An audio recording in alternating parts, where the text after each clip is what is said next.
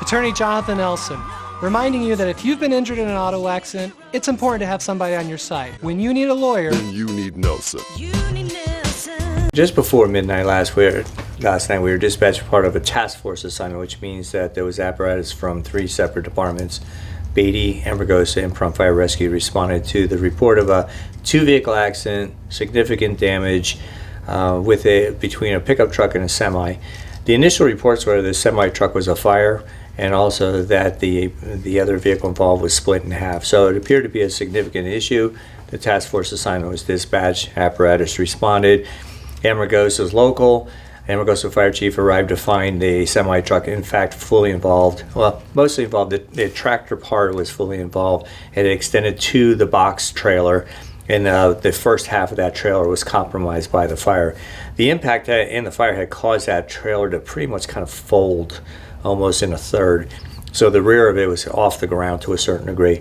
The other vehicle, which was separated by about 40 to 50 yards with a significant debris field between the two, was found with significant damage that most people would think that someone wouldn't have survived that type of collision.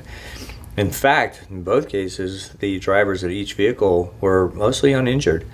They didn't require to be extricated, and they were assessed by Beatty ALS, which is Advanced Life Support, and we stood down anything else that we needed out there. Ambergosa took care of the fire suppression and incident command.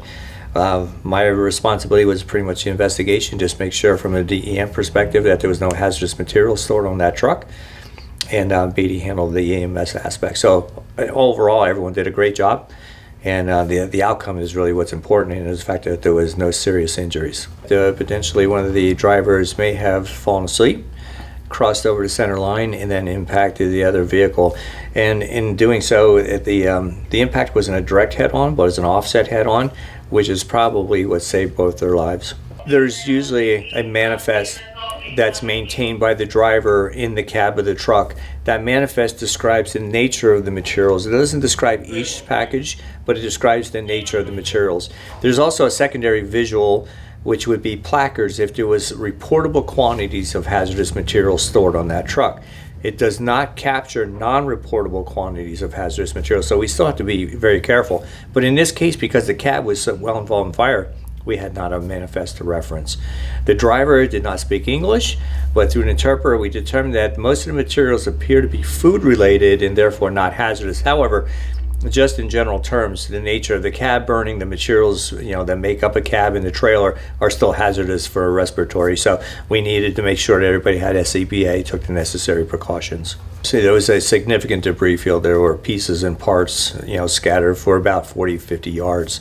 And by the time you get the fire under control, get the appropriate size tow equipment out there to tow not only the trailer but also a completely consumed tractor, and then of course the other vehicle that was involved. So yeah, it was a significant effort.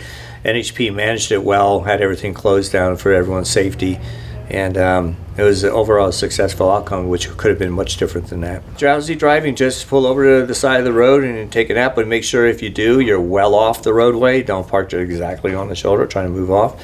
And let your friends, relatives, someone know that you're actually doing that, so they don't worry unnecessarily also. But avoiding that unnecessary type driving is going to save lives, and in this case, it could easily have taken 2 lives.